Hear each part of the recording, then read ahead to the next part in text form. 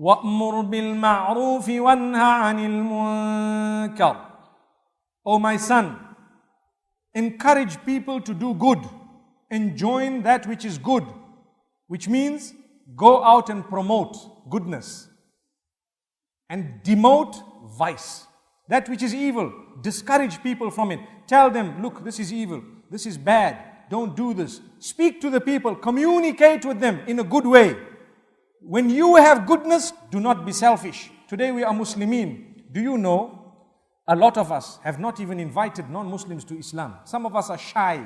We are so shy, we say, hey, you know, Islam has such a bad name. How can I invite this friend of mine? He's going to tell me, hey, you want me to accept Islam and you want me to make my life difficult just like that?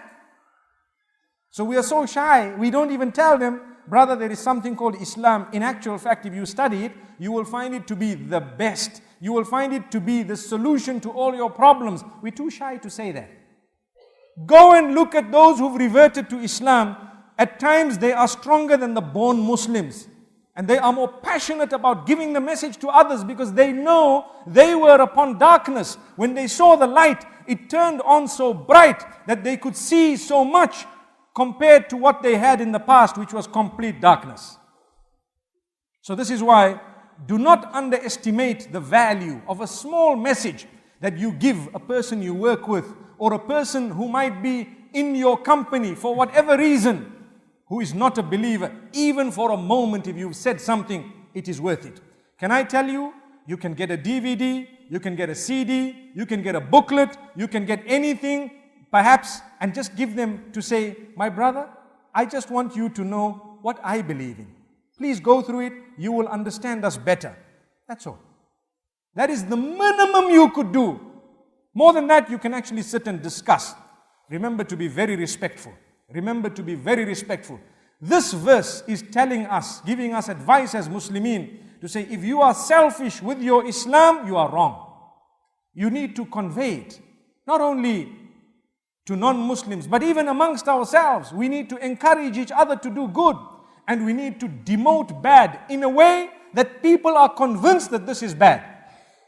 You know, if you have a child and you tell him, my son, do me a favor, that switch you see there is an electrical switch. Never touch it. What have you done? You have given him good advice. You have prohibited him from something bad. But some of these children, they say, my dad said don't touch it. Let's see why. Let's see why.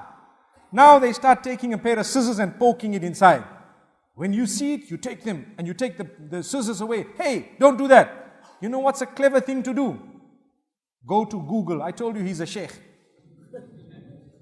And you can check some little clips of how people have been burnt because of tampering with electricity. Call your child, just have a look at this. You show it to them once, they'll never ever go close again. And you watch the child, when other children come, they'll say, hey, you know what? I saw a clip of what happens to people who touch these things. Don't even go near. They'll say, no problem. They take it easier from their comrades than from us. So this means you thought of a way of explaining to them. But if you don't think of a way, you might tell them all their lives, and a child may die because of electricity. There are so many who have because of that. Because you did not think of a good way to prohibit them from that evil. The same applies in the Sharia.